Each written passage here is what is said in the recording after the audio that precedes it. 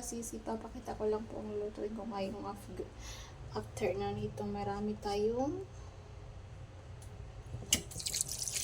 sako, maso. Nilagyan ko yung lahat. At talagyan po natin ng, of course, ito yung pampaluto natin, butter. Ayan. Maghiwa tayo ng mga ingredients. Chili, tomato, and then bell pepper, and then garlic, onion, and ginger po. Let's go!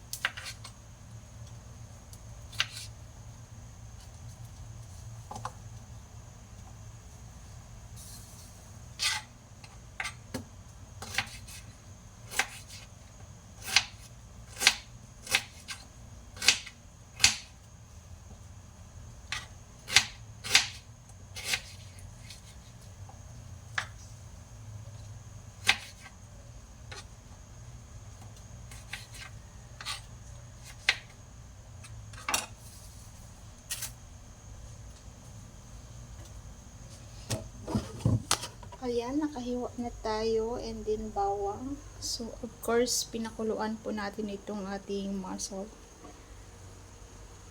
Para sasalain natin yung sabaw. Ayan, atin ang sasalain. Magsipagbukaan na, mga ka-idol.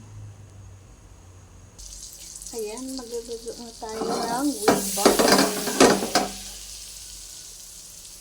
Ayan ang ating ingredient. Ayan yung sabaw ng masaw tahong.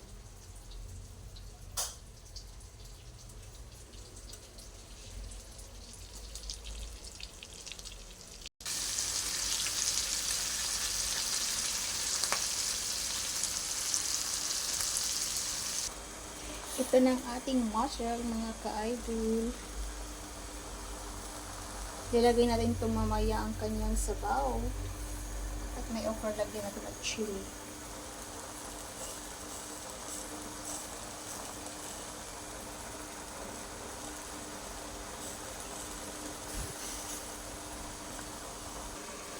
Ilalagyan natin itong sabaw niya.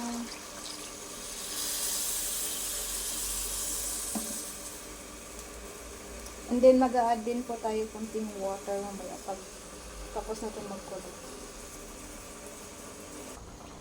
Ito mga ka-idol is luto na po. So, pinapaano ko lang po yung okra. Nilagay ko sa ilalim. Kunting water lang po ang sabaw natin ngayon kasi mas masarap po kasi ang mussels if konti lang ang water. Yan. Super dami, puno po ang kawali.